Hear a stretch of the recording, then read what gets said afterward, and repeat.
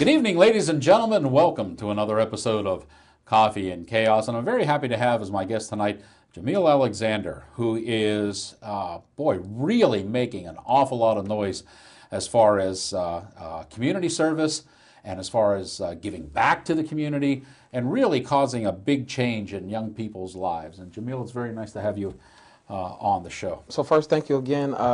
It's an honor. And when it's all said and done, I had a rough childhood and made some bad decisions. And during one of these bad decisions, I was presented with an opportunity, or I'd say forced opportunity, or the judge presented either court, community service, jail time. I chose community service. With that, I was placed in York, PA. And the more I began to do community service, the smaller I became, in a way where it became a means of me learning, and just kind of giving back. And I was presented while I was doing my community service as far as Youth Build AmeriCorps.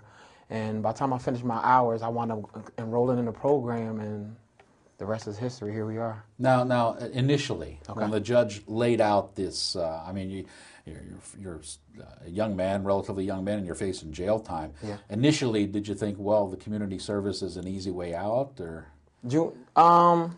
Actually, I guess so. Good question. Nobody ever asked me that. Yeah. To me, it was a no-brainer. I don't want to go to jail. Like, I don't care if it was juvenile. You know, I wasn't really about that life. People, and even I was sharing on the way up here. Like, I think to me, I was more in the streets and really hustling more so because I was tired of hand-me-downs. My mom was a single parent. Going through a divorce, and I just, I wanted to fit in. The peer pressure, and somebody just presented it to me, and just went from there. And just like I said, I made a bad decision. Mm-hmm. Now, when you talk to the youth today, are you seeing the same type of the peer pressure? Yes. and the same type of I've got to do this? Yes. And when they look at you, are they looking at you and saying, wow, here's someone who did it, or are they looking at you and saying, wow, here's someone who sold out? I felt isolated.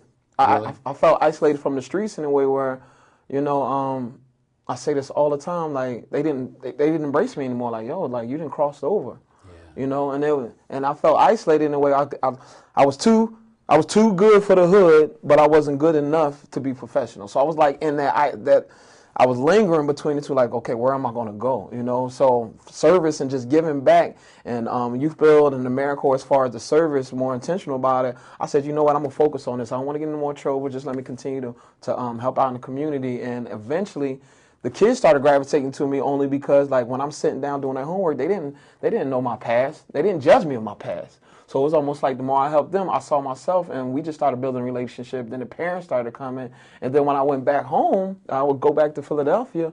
It was almost like, yo, Mel, you're doing good. Is that something we can do here in Philadelphia? And I always tell people, like, you don't have a job, serve, volunteer, give back, because when it's all said and done, you know who you are as an individual. So it took some time, but I remember being by myself for a while, and I kind of did it too because I had isolated my family for a while too. And I said this in a post I just posted, and I blamed my parents for a while too. So it's like, I felt isolated. I isolated myself, but when it's all said and done, it made me to who I am now. So we're moving on. When you started the community service, what was the one thing that acted like the light switch and clicked on and said, I can do this? What was the one thing that turned that on for you? Being raised in a concrete jungle and starting the first community garden blew my mind. Like, first of all, I didn't know anything about gardening. I didn't have a green thumb, whatever the case may be, and we wound up doing mosaic tiles through AmeriCorps and Youth Build, and just really, I started realizing I could learn just by giving back, and I was like, you know what, it's becoming more purposeful. Like, when it's all said and done, I'm learning, And so as I was helping out with these projects, things just started coming on, like, oh, okay, let me take this skill, put it under my belt so I can continue to grow. And the more I gave, the more I just kind of saw myself like, oh, okay, this is learning. Mm-hmm. Jamil, when we talk about the pressure, especially pressure that are on young kids that are living in poverty, do you feel the main pressure there is they feel a pressure to provide for the family, their families, or do you feel that the pressure there is more a pressure for them to excel in that environment on an individual basis? cases? The pressures of both, right? Because you have, and I don't want to speak for my wife, but she comes from a background where she was the eldest female, and you know she went through her own little story and her struggle, but she wanted to provide for her and her family. Whereas me, I was kind of more so okay. I didn't want this lifestyle anyway. And the only thing I saw in my environment that had people that had money were the drug dealers. You know, it wasn't until you know my dad kind of remarried, and my stepmom kind of planted some professionalism in me. But I think it's a combination of both. When it's all said and done, depending on the environment that you're raised in, because when it's all said and done, like young people, they learn behaviors. You want to get technical with it, and I shared this last week when I was in Oxford. I think everyone is born with good.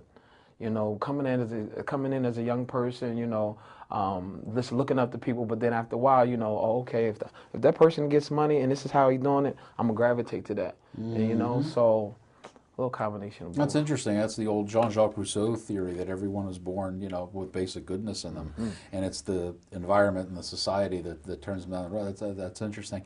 You mentioned wealthy people, so let's bring this up now. I was going to save it for later in the show, but okay. It's a big political football right now. They talk about the 1% and the 99%, and the 1% are always bad and evil and all that kind of stuff. But you recently had an experience, and I think this was the Denver experience, if I'm not mistaken, where you got a total different kind of viewpoint of the people that are tagged as that. Yes. As that 1%. Why don't you tell us about that? So the Opportunity Youth Network with the Aspen Institute, basically I serve on the Youth Incentive Fund. So long story short, these are people that are well off, as far as philanthropy is concerned, and they donated a couple $1 million, 20 different cities, and that was my initial like, oh, okay, people, they do, wealthy people, they don't hoard. And then I went to Oxford to, just really speaking about my story, my experience, and I went to this billionaires brunch with, and just different ones were just talking how, they feel bad as far as, the 1%, they're considered that they have this money and this wealth, when in all actuality, they want to give back, because when it's all said and done, they're going to leave it to their children, and we're going to have to mesh. So I have been enlightened recently, I've seen about a good past 2-3 weeks in a way where I feel like they need an avenue to kind of give that money and try to make this world a better place. Whereas me, I might not have the money, but I have the time. So if we can collaborate together, philanthropy to me is service, times, and talent. When it's all said and done, like money, so it's almost, I might not have the money, but I can provide the service and I can give it back. So I felt appreciated because they saw me as a philanthropist, as a community organizer. So the stereotype it's real. So it's almost like it's more, I'm enlightened. I want to thank you for this opportunity because I get to share the world and I'm sharing this. But yeah, it's mind-boggling because I was raised 1%. I don't want to get into it, but yeah. It's the propaganda. Yeah, it's out there. I understand. I appreciate that. I caught you off guard with a couple of those questions, so let's put you on some familiar ground. It's all good. And let you ease down a little bit here. Okay. Let's talk a little bit about Youth Build. You are, let me get this right here, the Youth Build Alumni Council President, and I guess, did you get that title or did you make a speech at the 21st Century National Service Summit? Okay, no, I was actually elected by my peers. Okay, tell us a little bit about the Youth Build program, how it works, how it functions, and your role in it. Okay, so thank you. So Youth Build is a program, school of choice, where most of them dropped out. They need a second chance. Traditional school didn't work. Ages usually are from 16 to 24. It varies from state to state. There's 263 programs across America. We just went internationally in the past couple of years, and I've been elected as the National Alumni Council President in a way where every other year we have a alumni exchange, where just basically leadership development. After you graduate, it's a term we say, once in Youth Build, always in Youth Build.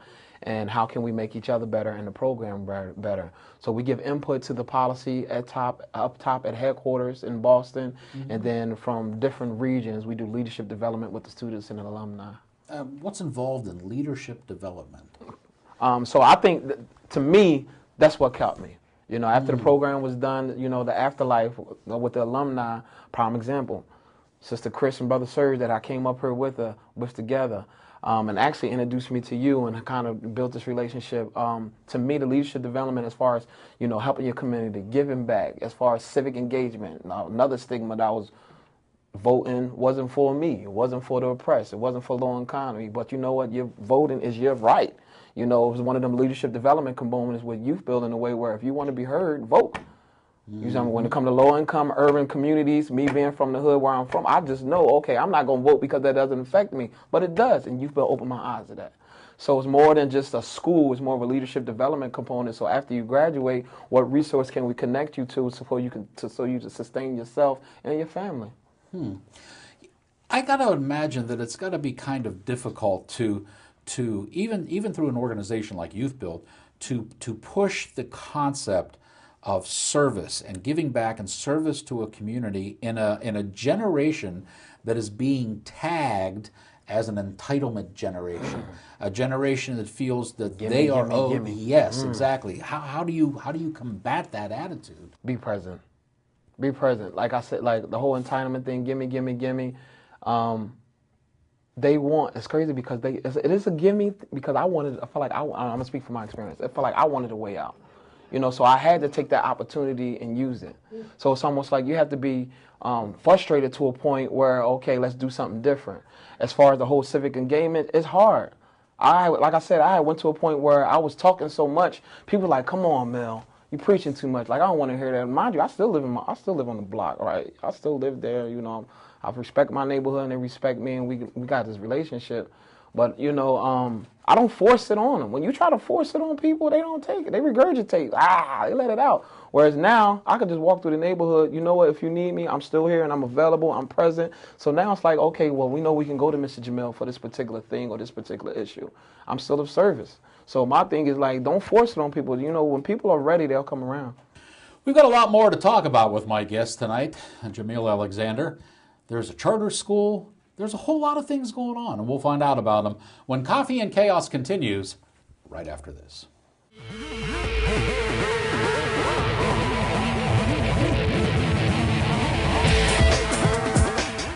They are accidents waiting to happen. This year, 1 in 3 older adults will fall in their own home, breaking bones, fracturing hips, shattering lives.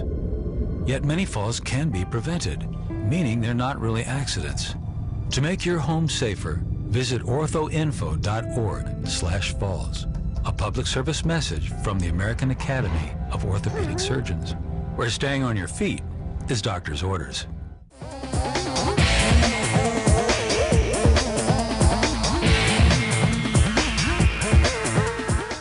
Welcome back to Coffee and Chaos. I'm Fiore, and my guest is Jamil Alexander. Jamil, before we took the break, we were talking about Youth Build and their program, and you are the Alumni Council President for Youth Build. Youth Build also has attached to it a charter school, and charter schools are kind of interesting now. They're another one of these political footballs, and in a lot of communities they're welcomed with open arms, and in a lot of communities the communities fight against having charter schools. This one is kind of interesting. It's called the Crispus Attucks Youth Build Charter School. Now, Crispus Attucks is probably best known as the first person who was killed during the Boston Massacre. Why did you, not you personally, but why was he chosen as the name for the charter school? A way to also, so long story short, Crispus Attucks Association is the parent organization. Youth Build is a department within that organization, and Crispus Attucks, at the time, there was no places for blacks to go in the 60s. So Crispus Attucks Association, they started off at daycare, and it kind of grew over the years. About 10, 15 years before me, they added on to the charter school, which is a GED program at first. It was a GED program, and then it went over to the charter school. So that name was just basically opportunities to really serve one particular demographic and wind up growing through the charter school as far as it's a county thing now. Now, the school itself, actually functions kind of neat. Back some years ago, there was an educational movement which was called School to Work. And the education for certain public schools was being geared toward a profession so that when students would come out, graduate in their 12th year, they were ready to be carpenters, electricians, whatever, apprentices.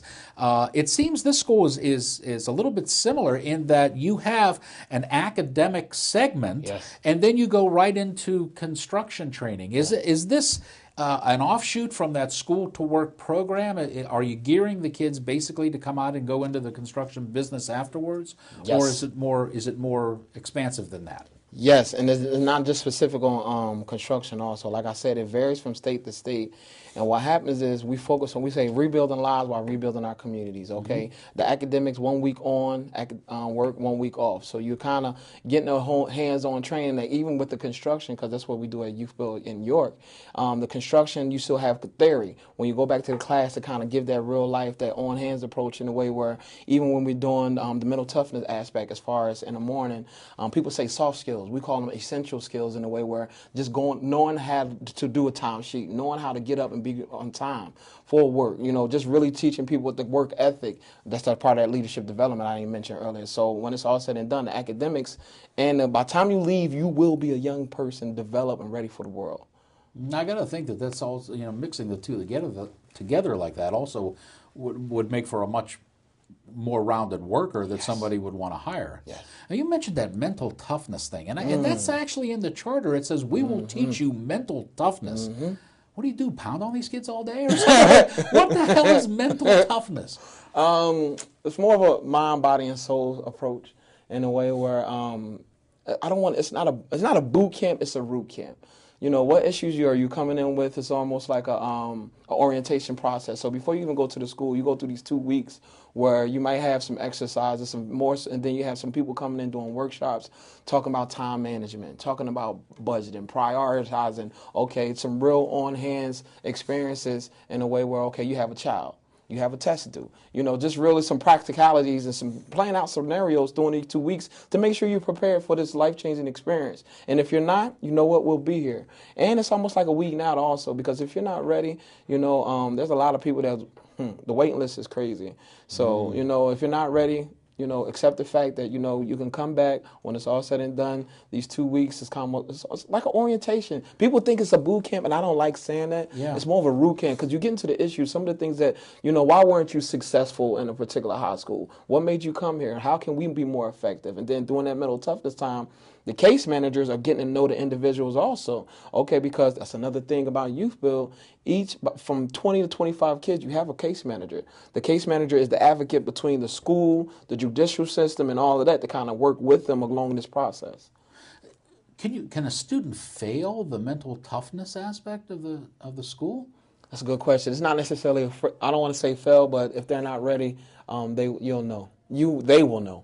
And there's been times, it's to a point now, they'll let you know too, you know what, I don't think it's the right program for me. And those usually be the ones that come back and it's the most focused and wind up being an honor roll student. Really? Yes. Yeah, but if they get to that point where they say this isn't right for me now, is there some kind of sister program or referral services? Something, yes, yeah. Yes, you kind of refer them to the GED program up at the Votech, and when it's all said and done, we're still available for our service, because like the after-school program, which I worked, and even with the SWEP, as far as the summer work experience and some of the other programming throughout the association, you kind of filter them, hopefully they'll hang around a little bit and keep them busy, and then when they're ready, they can make it work. Okay, now you mentioned that boot camp thing, and I want to hit that a little bit. Let's say root camp. That's R-O. I know you said it. All right. They call it a boot camp, but you like it as a root camp, right? Well, okay, I got that right. Okay, but I wanted to hit that a little bit because in the literature it says, for example, that every morning the students there will recite the mission statement. Jamil, there's some schools here that people go bonkers if they make the kids get up and say the Pledge of Allegiance every morning. It's like, no, you're creating automatons and you're brainwashing our kids and that. But I didn't see anybody complaining about this. Where's the difference coming in that, we can stand up and scream about no Pledge of Allegiance, but, saying the mission statement for this school was something that's solid and accepted. How does that jive? I love your style. So that's the whole point of how you introduce it. You know, me being a coordinator of mental toughness, and now Brother Aaron Kraft, he's actually taking care of it now. It's all about how you present it. When it's all said and done, my understanding was, you know, this is our mission. In any organization, our mission is what drives us. You know, so when we veer away a little bit, our mission, you know what, this is the mission of Christmas Attic Youthville Charter School is to prepare students to become mentally tough by accepting responsibility for themselves from the gate. That's the first line. And then as you go on, you know, we accept responsibility. You know, you get leadership, academics, career skills. Therefore, students become a productive and respectable citizen in the community. So as we're saying that, it's almost like meditation. What's the difference? You know, it's almost like, you know, we're getting our mind prepared. We're ready for school. We're here. Like I said, we're here. We're being present. And, you know, this is going to get us focused. So that for that 15 minutes, that mental toughness is just more so getting you reflecting. You know what? Baby mama drama. The streets is out there. We're going to leave that alone because we're here focused and we're preparing for school. The school, I don't want to say prides itself, but has as one of its foundations self-discipline. Do you feel that the self-discipline that a school like this provides is essential because there is no taught discipline in the current public school system? Yeah. The self-discipline, yes. And that's everything. I think that is the advantage of the mental toughness program in the beginning for those 2 weeks. And even in the morning, in a way where you have, and I want to kind of respect York City in a way where you have Parkway, West Side, 600 block, North, South, where I live. You have all these different territorial gangs that can come to this school, and from the beginning we let them know blue and gold is the only thing that matters when it comes to race. But when it comes to territory, this is your safe place. So that ritual in the morning, people think it's crazy and it's redundant, but it's almost like you're releasing all of that so you can know, you know what, when it's all said and done, I'm a student just like you and we're here to get this piece of paper being our diploma. You know, it's just, we use the term from paper to paper. In order for you to get money, you need that paper. So from paper to paper, if you want to get this money, you want to make sure you get this diploma so you can be more successful in life. Let's tread in some waters here. In all of this, whether it be the charter school, the youth build, is there... Oh, can I stop you for a second? Yeah, go. Because you said something earlier and I didn't know if I was going to come back to it, but as far as a parent now, and this is one thing I think having a parent organization can kind of help, because between the charter and the publics, they fight over the students. To me, right? And just me kind of just sitting in some of the school board meetings, and we're actually going through this ugly thing back home in YC, and I'm not trying to air out dirty laundry. We really need to speak to the students, you know, have them at the table talking to us, because when it's all said and done, I feel like this is just me as a parent and as an active parent with my son and my daughter's school. I want to, and I know this probably wasn't on here, but I want to get the past of students being a number. It reminds me of jail. I hate it. I really do. And I'm passionate about it in a way where, okay, because they're going to a charter school, you're taking money from the public. You know, and it's becoming one of those things where I want to kind of be more proactive approach about it. So I know that wasn't on a script, and I know we don't have a script, but that was just in my heart in a way where that's why I try to be the example for my children in a way where when it's all said and done, you're getting your education. If this is what you like and this is the school of choice that you like, this is your choice, and I'm going to back you up. And I really want the school district to be like that, too. Now, they being the school district, they don't want you to come in and talk to the kids? No, each child should be at the table.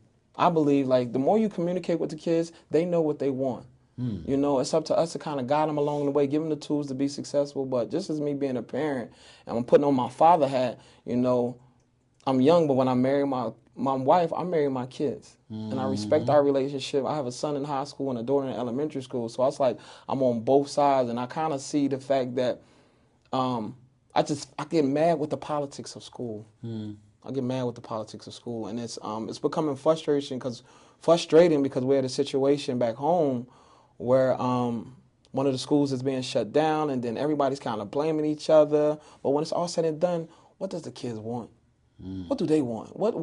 How are they learning? If you want to play with numbers, did the test scores go? How many people are in college? How many people have jobs? So it's this real ugly battle. And as much as I respect the school district, it's kind of hurting me, and it's going, and the kids are being affected because, they shut our school down, but they don't really know why. Yeah.